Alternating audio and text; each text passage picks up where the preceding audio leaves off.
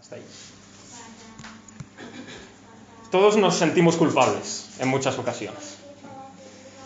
En todas las ocasiones de nuestra vida hay alguna situación que nos arroja algún tipo de culpabilidad. En ocasiones se debe a que hemos dicho algo de lo que posteriormente nos arrepentimos por el daño que hayamos podido causar. Otras veces son nuestros actos los que nos hacen sentir culpables porque nos avergüenzan por la imagen que hemos dado a las otras personas y que probablemente afecte a que ya nunca más nos escuchen de la misma manera. Pero existen culpas que son más profundas que estas. Existen culpas más difíciles de tratar, como por ejemplo aquellas de las que tenemos miedo que se cumplan aunque todavía no han sucedido. Miedo a ser culpables de repetir un error que queremos evitar a toda costa, por ejemplo. Miedo a ser culpables por no dar la talla. Miedo incluso a tener la culpa por cualquier cosa. A veces incluso podemos ser culpables de hacer o de no hacer cierta cosa porque tenemos miedo a ser culpables de otra. Me explico. Miedo a ser culpable de quedarme en la ruina si no trabajo esforzadamente y, sin embargo, volverme culpable de no cuidar a mi familia. En nuestra sociedad eso existe mucho. Y al revés también puede ser. ¿Me entendéis, verdad? Existe también, sin embargo, una tendencia muy humana, y esto, si no me dais la razón, como el texto, me mentís. En vez de sentirnos culpables, le echamos la culpa a otro. Es lo fácil, es la tendencia más humana. No nos gusta la culpa, es mejor que otro la tenga. En ese sentido, cuando pasa algo que es desagradable, cuando acontece algo molesto, desviamos la falta, desviamos la culpa, desviamos el problema, desviamos nuestro pecado, lo que sea. Y esto al final, el problema de todo esto es que es un efecto dominó. Y cuando tú vas echando la culpa y cargándosela a otra, al final ¿a quién llegas? A Dios. Llegas hasta Dios. Pero este es nuestro primer punto. Dios no es el autor del mal. Según nuestro texto, esto es lo que vemos. No hay argumento que haya sido más repetido hasta la saciedad en el mundo en que vivimos, y más en el siglo XXI, cada vez que hablas de tu fe, que el siguiente: ¿cómo puede existir un Dios bueno? Si el mundo está fatal. Si está lleno de mal, el mundo hace cosas malas, y no solo eso, sino que hay de todo. Hay enfermedades, hay volcanes, hay terremotos, de todo, todo mal. Parece que la única explicación lógica que existe para las personas que se plantean esta pregunta es: o Dios no existe, o definitivamente Él no es tan bueno como dices, y este mal que nos rodea es su culpa. Si existe es su culpa, y si este mal no es su culpa, entonces es que no existe. Sin embargo, esto no concuerda con el testimonio que tenemos a lo largo de las Escrituras, y mucho menos con lo que dice ahora el apóstol Juan aquí en nuestro texto. Dice: Dios es luz, y no hay ningunas tinieblas en Él. Entonces no concuerda, no puede ser Él el autor del mal, ni quien hace lo malo. Así que desacertadamente la gente cree que solo estas dos vertientes son posibles: o que no existe, o que si existe Él es el autor del mal. Yo considero que las Escrituras nos enseñan algo totalmente diferente a esto, y que ninguna de las respuestas está en estas dos vertientes. De hecho, las Escrituras nos enseñan que no podemos llamar a nada ni bueno ni malo, a menos que Dios exista. Porque ¿quién define lo que es bueno y lo que es malo? ¿Cada uno de nosotros? Bien, entonces habrá cosas buenas y cosas malas, tantas como personas existen en este mundo. Lo que a ti te parezca bueno está bien, quizás a mí me parezca malo.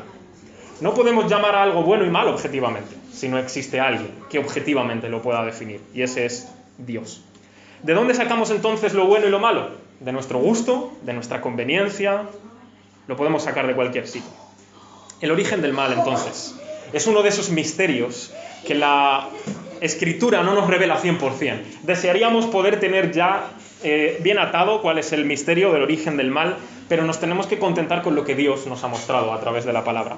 Y una de las cosas que nos muestra es que el mal es el fatídico resultado de que el ser humano haya decidido tomar él las riendas. Que haya dicho: mira, Dios, me parece muy bien, pero mejor voy a hacerlo a mi manera. Y todos los seres humanos van más o menos así. Algunos en mayor grado, otros en menos, pero prácticamente ese es nuestro testimonio hasta que conocemos al Señor, ¿verdad? Pero no solo eso, sino que en la realidad celestial, por así decirlo, en cuanto a los ángeles, la rebeldía fue también el motivo del origen del mal. Y si no, Satanás, ¿qué fue lo que hizo? Sino rebelarse literalmente contra Dios para caer de ese estado idóneo en el que él estaba. Así que el mal en ese sentido cósmico que afecta a todo el universo, es un problema primero de rebeldía, probablemente, o todo lo que vemos alrededor. Incluso las cosas que, por así decirlo, son impersonales en cuanto al mal, de alguna manera tienen su origen allí. Porque, en definitiva, ¿qué trajo la desobediencia? La muerte. Y la muerte se manifiesta en miles de cosas. También en actos impersonales o de la naturaleza, si lo queremos llamar así. Y aunque Dios se sirve del mal, o digamos que usa el mal para buenos propósitos, es decir, cambia las cosas, ¿no? Por ejemplo, la cruz. No hay mayor mal que el que los hombres hicieron a Jesús que la cruz. Sin embargo, Dios lo usó para bien. O los hermanos de José, cómo lo vendieron en Egipto, y sin embargo ese mal Él lo usó para bien. Dios usa el mal para bien. Eso es interesante. Pero Él no es el autor. Él no lo ha creado, no es su diseño, no es su voluntad. Él no se complace en el mal. En su corazón, lo que nos viene a decir este texto es: no hay ni un solo ápice, ni un porcentaje por mínimo de tinieblas. No hay en Él tinieblas. De hecho, decir algo así, decir que Dios es un poco malo, aunque sea, es lo más absurdo que puedes hacer. Así que es fácil echarle la culpa al que está al mando de todo. En tu trabajo se lo echas al jefe. En el mundo, al final, se lo echas a Dios. Pero nos debemos mirar a nosotros mismos y darnos cuenta que muchas veces nuestros hechos no respaldan nuestros dichos. No sé si se ve bien. Sí, ahí está. Y nunca el refrán es más cierto que en esta ocasión. Del dicho al hecho hay un trecho. Esa es la realidad de todos los seres humanos. En lo que respecta a la realidad espiritual de nuestras vidas, somos igualmente culpables de esto. Del dicho al hecho hay un trecho.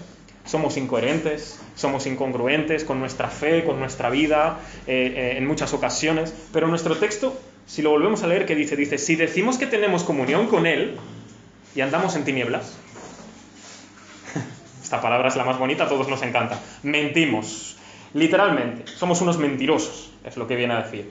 Si tú dices que tienes comunión con Dios, que tienes intimidad con Dios, y haces lo que es las de las tinieblas, mientes.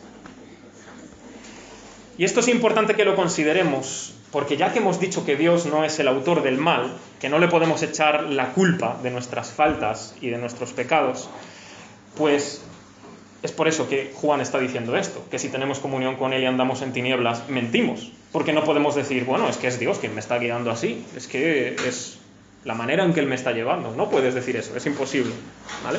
Somos nosotros quienes en nuestra propia contradicción personal vamos hacia las tinieblas. Pero ¿no os habéis sentido así multitud de veces incoherentes, incongruentes? Que tú dices que una cosa, o tú sabes que tu fe te lleva a otra cosa y sin embargo acabas haciendo otra. Esa contradicción de sé lo que es bueno, pero no sé cómo, al final me enredo y acabo haciendo algo que no era lo primero que yo quería hacer, o lo que Dios quiere que yo haga. Pero sabemos que no nos podemos conformar con eso, es decir, no podemos decir, bueno, es que yo intento hacer todo lo bueno posible, pero no me sale. Yo intento hacer todo lo bueno posible, pero es que no sé, me enredo, me lío, al final no sé qué me pasa en la mente y acabo haciendo lo que no quiero. No te puedes conformar con eso, porque Dios tiene otro tipo de vida que quiere para nosotros. Otro tipo de actitud, otro tipo de carácter. Entonces, para poder alcanzar precisamente eso, es decir, salir de nuestra contradicción de decir una cosa y hacer otra, esto es lo peor de todo. Debemos reconocer que somos culpables. Y esto no suena bien, esto no suena bonito. De hecho, esto es un mensaje que hoy día no es popular. Pero aquí es donde de alguna manera en la vida cristiana, como se dice coloquialmente, le damos la vuelta a la tortilla. ¿Por qué? Porque aunque nuestra primera reacción es echarle la culpa a otro, darle la autoría del mal a otro, incluso a Dios, cuando nosotros reconocemos que tenemos la culpa, nos colocamos en una posición en la que solo falta un paso más para que podamos estar bien. Ahora lo vamos a seguir explicando, pero os lo dejo ahí, ¿vale? Para dejaros claro que quizás de reconocer nuestra culpa no sea tan negativo como el mundo o la sociedad en que vivimos nos puede decir. Dice, si tenemos comunión con el Señor, el texto, y andamos en tinieblas, mentimos. Entonces, ¿qué quiere decir todo esto de la luz, de las tinieblas? Porque es bastante bonito la metáfora y todo eso. Bueno, en el vocabulario de Juan, también en su Evangelio, si lo habéis leído, la luz es todo lo que tiene que ver con Dios, con la santidad, con lo bueno, con las buenas obras, con conocer a Dios. Todo eso es, digamos, la luz, ¿vale? Y las tinieblas son el pecado, el mal e incluso el reino de Satanás. También son las tinieblas. Así que si queremos empezar con buen pie delante de Dios, si todavía no hemos dado nuestro primer paso en la fe o si ya estamos en su camino, la primera parada, o digamos la primera casilla desde donde se sale en este juego es el siguiente. Debemos reconocer nuestra culpa. Ese es el origen. Que hacemos muchas cosas, más de las que imaginamos o quisiéramos, que no coinciden con lo que Dios quiere, que no tienen nada que ver con lo que Él nos pide. Ahora bien, las Escrituras no quieren que reconozcamos nuestra culpa para que nos hundamos en la miseria y nos fustiguemos continuamente y así en penitencia hasta vete a saber cuándo, sino que hay una manera de solucionarlo. Hay una solución de parte de Dios, pero es aquí donde empieza. Es por eso que hago énfasis. Primero hay que reconocer la culpa. Ahora bien, como cuesta reconocer la culpa, muchas veces lo que queremos hacer es buscar una puerta trasera, una escapatoria, una salida. Y mirad, os vais a sentir identificados. La salida, la puerta de atrás que todos buscamos y que muchas veces encontramos es esta. Somos expertos en autoengañarnos y justificarnos. Somos expertos. No hay nada peor que sentir que tienes la culpa y que lo tengas que asumir. Sientes vergüenza, sientes pena, sientes pesar. Sin embargo, es una tristeza que si viene de Dios, nos ayuda a corregirnos, no a hundirnos. Esa es la diferencia de la tristeza que viene de parte de Dios. Ahora bien, no es tan fácil ponerlo en práctica. No es tan fácil no querer escapar por esta salida de autoengañarnos y justificarnos. Damos muy buenos argumentos para esto, buenísimos. Yo me he encontrado con una cantidad de argumentos en mi vida a la hora de autoengañarme y justificarme, que mira, si yo fuese político o si fuese comercial de algo, te lo vendo. Soy buenísimo en eso. Y a veces el problema es que la justificación es la siguiente. Es como, bueno, es que no tengo más alternativa. O es lo más bueno de todo lo malo. Y así lo vamos justificando, ¿no? Pero hay una palabra que hoy día, en este mundo en el que vivimos, y esto ya lleva pasando unos cuantos años, hay una palabra feísima, a nadie le gusta y casi la estamos desechando del vocabulario menos en la iglesia. Es pecado. Esa palabra no se dice casi, ya la gente no peca, la gente solo, pues, comete errores. Exacto. Falla un poco, o a lo mejor es que tienen algún tipo de trastorno, o lo que sea. Pero nunca pecan ya. O sea, la cosa es que nunca pecan, nunca tienen culpa de nada.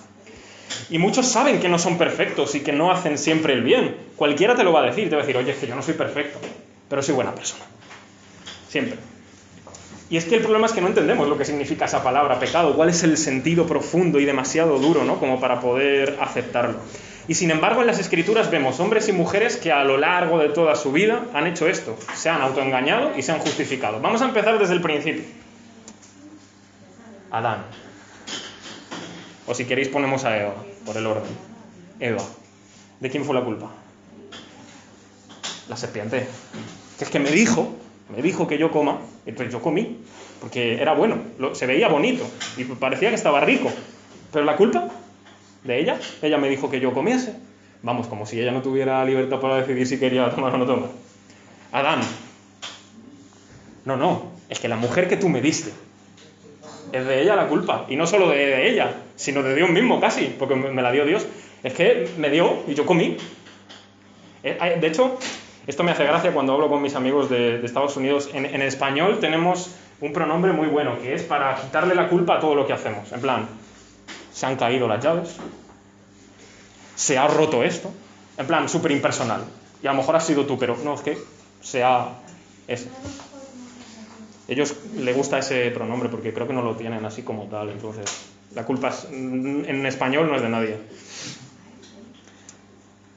Más, Caín. ¿Acaso soy yo guardado de mi hermano? Ni que tenga yo la culpa de que él se haya muerto. Bueno, muerto, entre comillas.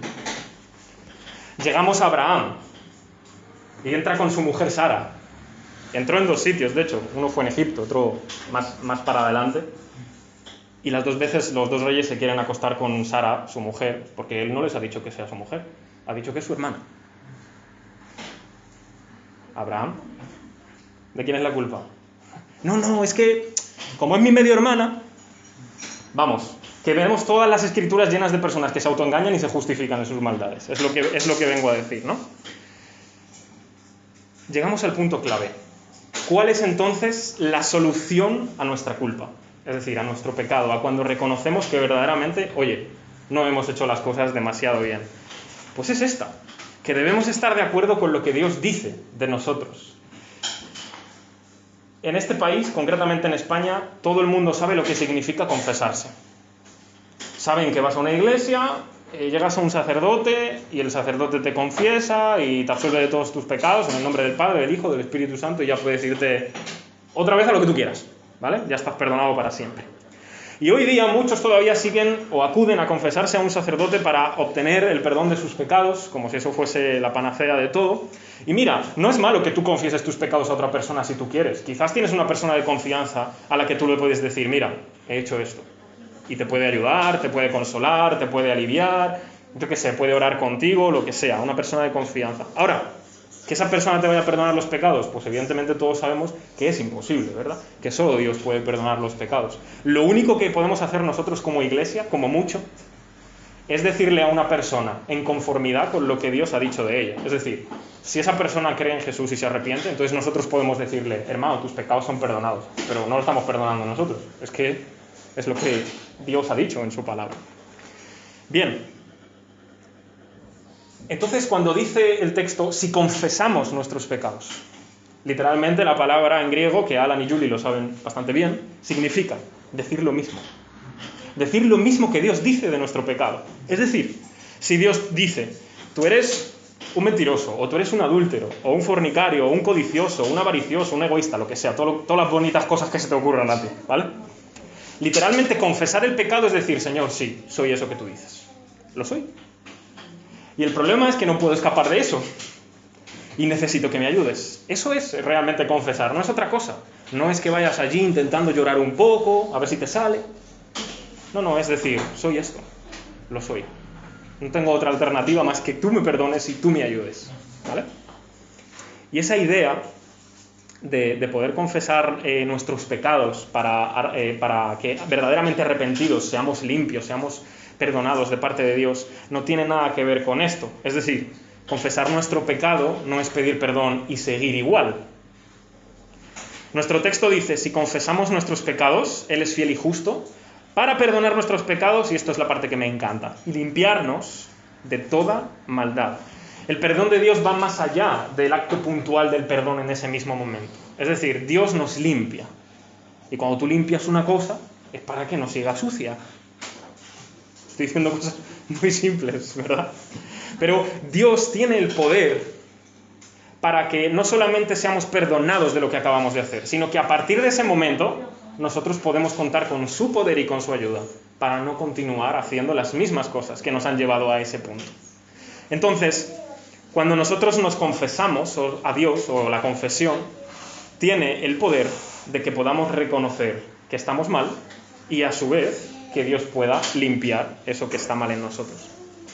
Por eso hay una burla que muchos hacen y que están muy equivocados. Bueno, yo voy a vivir mi vida como quiera y el día que esté en mi lecho de muerte, ya ahí, en los últimos 2 minutos de mi vida, yo ya pido perdón y Dios me perdona.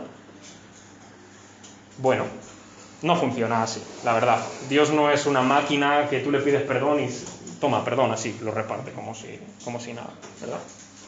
Y de hecho, digo yo, ¿qué garantía tiene esa gente de saber cuándo va a morir? Como si todos se fueran a morir en la cama con tiempo para arrepentirse.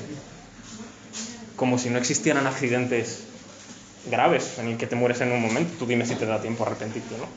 Entonces esa es una burla común, ¿verdad? En plan, bueno, yo ya pido perdón al final de mi vida. Es más fácil, porque si la pido al final de mi vida ya no me da tanto tiempo a seguir pecando. Entonces, pero no existe eso. Pues es eso, una burla que no vale para nada. Evidentemente Dios tiene poder para hacer que una persona al final de su vida pueda incluso cambiar. Tenemos el ejemplo del ladrón en la cruz. Pero el ladrón en la cruz pasó una cosa por su mente durante todo ese tiempo y dijo, oye, espérate, este hombre que está aquí le están condenando y no ha hecho nada para que lo condenen. Y yo, sin embargo, estoy sufriendo justamente. ¿Qué estaba haciendo el ladrón? Reconocer su culpa. No solo estaba pidiendo perdón y ya está para ver... No, está reconociendo. Yo, si muero aquí, no voy contigo y quiero ir contigo. Acuérdate de mí. cuando vengas en tu reino. Hoy mismo estarás conmigo en el paraíso, le dice Jesús, porque reconoció su culpa. Pero no es la norma. No es que todas las personas vayan a ser como este ladrón en la cruz y se vayan a arrepentir al final de sus vidas. Confesar el pecado entonces no es sentir un poquito de remordimiento y después vamos para afuera otra vez a seguir haciendo lo mismo. Es, reconozco que esto no está bien, se acabó. Dios me ayuda para seguir hacia adelante. Ahora, ¿de dónde procede el poder para que nosotros podamos reconocer primero el pecado, la culpa, después confesarla, recibir el perdón, ser limpiados y que a partir de ahí podamos empezar a vivir una vida completamente diferente? ¿De dónde procede? Bueno, de esto, de que la palabra de Dios debe guiar nuestro pensamiento y nuestras acciones, nuestra vida. Os voy a dar una tarea, si queréis hacerla, ¿vale? Si no la habéis hecho ya. A partir de ahora, examinaos siempre a vosotros mismos o examinar a otras personas en el buen sentido cuando quedéis con ella y estéis hablando y todo eso. Sean cristianos o no, ¿vale? Lo podéis hacer hasta conmigo, si queréis. Y después de un rato, vamos a decir una hora hablando, ¿vale? Podéis hacer una lista, tanto de vosotros mismos como de la persona con la que habéis hablado, de a qué se ancla esa persona, a qué se aferra en su vida. Te lo digo, una hora es suficiente para saber a qué se aferra esa persona. Todos nos aferramos a algo. Todos tenemos un ancla en nuestra vida, algo que nos da como valor, sentido o fuerzas o yo qué sé, o nos sentimos mejor. Ahora, la Escritura nos dice cuál es verdaderamente ese ancla y ese dónde nos podemos aferrar, dice su palabra. Nuestro texto nos lo muestra porque dice, si decimos que tenemos comunión con Él y andamos en tiniebla, mentimos. Y luego sigue diciendo, y su palabra no está en nosotros. O sea, ¿qué es lo que está diciendo su palabra? Que tú eres esto, que eres culpable, que deberías reconocer que eres culpable, que es la única manera realmente en que tú puedes obtener el perdón y obtener todo lo necesario. Entonces, si nosotros vamos por la vida diciendo, mira, yo soy muy buena persona, nunca peco, nunca hago nada malo, soy un santo, me falta la aureola en la cabeza, lo que pasa es que todavía no se ve. Se ve por la noche. Tú mientes, porque la palabra de Dios no dice eso de nosotros. Dice, no hay ni un hombre, ni uno justo. No hay nadie que haga el bien siempre y nunca peque. Es imposible. Entonces, la palabra de Dios tiene que enfocarnos en nuestra vida. Y si la palabra de Dios dice que somos culpables, pues tendremos que reconocerlo. Pero porque hay otra contraparte que nos ayuda a no fustigarnos y latigarnos toda nuestra vida. ¿Qué significa estar en comunión con Dios? Significa estar en intimidad, en armonía con Dios. Es decir, que su voluntad nos agrada, nos gusta, o sea, queremos hacerla, no es como una carga para nosotros, no nos molesta, no es pesada. Entonces, si decimos, sí, todo eso lo acepto, y luego no lo haces, pues no tiene ningún sentido, eso no es lo que la palabra de Dios nos está diciendo. Entonces, cada paso de nuestra vida debe ser guiado por lo que la palabra de Dios dice de nosotros o de Dios. Hasta incluso en las cosas más pequeñas y minúsculas de nuestra vida, todavía podemos tomar la palabra de Dios y guiarnos y conducirnos. Evidentemente, la palabra de Dios no nos dirá estrictamente y específicamente todas las cosas que tenemos que hacer en nuestra vida, pero sí nos guiará, nos dará ciertos principios, cierta moral en ocasiones, y sabremos cómo conducirnos en nuestra vida. Ahora bien, ¿a dónde nos debe llevar la palabra de Dios en todo esto? A reconocer y todo eso. Pues a Jesús. No hay otra manera de terminar. A Jesús. Es donde nos debe conducir la palabra de Dios. No nos debe llevar a decir, soy mejor persona, o tengo ya una mejor moral. No, eso no te va a salvar, ni va a salvar a nadie. Está muy bien, pero a nadie lo va a salvar, sino a Jesús. A la sangre de Jesús, como dice nuestro texto. Pero yo, antes de eso, quiero deciros una cosa. La sangre de Jesús no es un amuleto. Y sé por qué estoy diciendo esto. Los cristianos debemos ser los hombres y las mujeres menos supersticiosos de la faz de la tierra. Más aún, no los menos, los nada supersticiosos. La superstición no debe entrar en nuestra mente. Porque la superstición es un engaño. Nada tiene que ver Dios con eso. Mira, fijaos, la RAE define amuleto como un objeto que llevas encima y que crees que tiene la virtud de atraer el bien o de apartar el mal. La vida está llena de gente con amuletos. Yo lo he visto y es espectacular. A cada cual, peor. La sangre de Jesús no es esto. No es que tú vas por la vida pensando, no, es que la sangre de Jesús me cubre y no sé qué, y como si tú llevaras un frasco con su sangre por aquí, ¿sabes? Y ya está. Y el mal se aparta, el bien viene. ¿Eso qué es? Eso es magia, eso no tiene nada que ver con las Escrituras ni con lo que la Biblia nos enseña. No es que la sangre de Jesús nos protege. La sangre, cuando se refiere en la Escritura, significa su muerte, significa a su crucifixión, lo que Él hizo por nosotros. Que su sangre tiene el poder de limpiarnos, la capacidad de limpiarnos. ¿Por qué es esto? Porque esto es muy raro. Dice la Escritura, sin derramamiento de sangre no hay remisión, no se quita la culpa. Y se enseñó así desde la antigüedad. Claro, al principio era a través de unos sacrificios de animales que evidentemente no quitaban el pecado ni nada, pero era una manera de enseñar, es que otro tiene que pagar por ti. Si tú estás a salvo es porque otro está en tu lugar. Y eso es lo que nos ha enseñado en realidad la última revelación de Dios en Jesús. Que otro pagó en nuestro lugar, otro está en nuestro sitio. Eso no es un amuleto, eso es una realidad que se aplica todos los días de nuestra vida cuando ponemos en Él nuestra confianza. Así que mi pregunta para vosotros es esta: ¿cuál es la culpa que últimamente te ha reconcomido por dentro, si es que hay alguna culpa que te haya reconcomido por dentro? ¿Cuál es el pecado quizás en tu vida que te está afligiendo y no eres capaz de superar todavía? ¿O cuál es el delito o la falta que tanto te frustra, te hace sentir que la miseria en la vida se va a apoderar de ti más y más? Pues sea cual sea, yo no sé cuál es su nombre en todos vosotros, sé las mías, pero lo único que os puedo decir, y así terminamos, es que Jesucristo es más que suficiente para perdonar todos los pecados, todos. No hay ni un solo pecado que la sangre de Jesús no pueda limpiar. No hay una sola falta o delito que nosotros hayamos cometido contra Dios o que otros contra Él que no se pueda solucionar. No hay ninguna culpa que Él no pueda remover de nuestro corazón y nuestra mente si se la llevamos con toda sinceridad a Él. Dice el texto, Él es fiel y justo para perdonar todos nuestros pecados. Él es fiel y justo ¿a quién? A sí mismo, al pacto que ha hecho con nosotros. Este es el pacto que haré con la casa de Israel, dijo Él a uno de sus profetas en la antigüedad, que pondré mis leyes en su corazón y ellos me conocerán. No habrá nadie que tenga que decirle, conoce a Jehová, conoce a Dios, sino que me conocerán. Y termina su profecía diciendo, borraré sus maldades, sus pecados, y no me acordaré nunca más de ellos. Ese es el pacto que Él prometió hacer y el pacto que ha hecho. Y si Dios ha prometido que va a perdonar todos nuestros pecados, si nos arrepentimos y confesamos nuestro pecado, entonces esto es verdad, que Él es fiel y justo a lo que Él ha prometido, para perdonarnos todos nuestros pecados. Así que hoy de nuevo es un día idóneo para que nos podamos acercar en oración a Dios, para que podamos ir a Él con la promesa que Él mismo nos ha dado de perdonar nuestros pecados y decirle, perdónalos, estos son, perdónalos. Y límpiame para que yo no siga en esta maldad, en este pecado, en esta injusticia.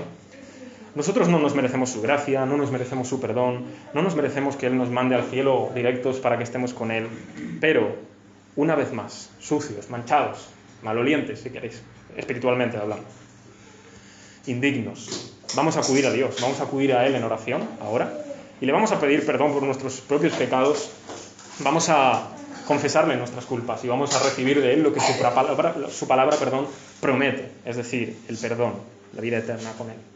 Así que la primera señal que vimos el domingo pasado de que nuestra fe es verdadera es que hemos recibido una vida que consta o consiste en volver a estar con el Padre y con el Hijo.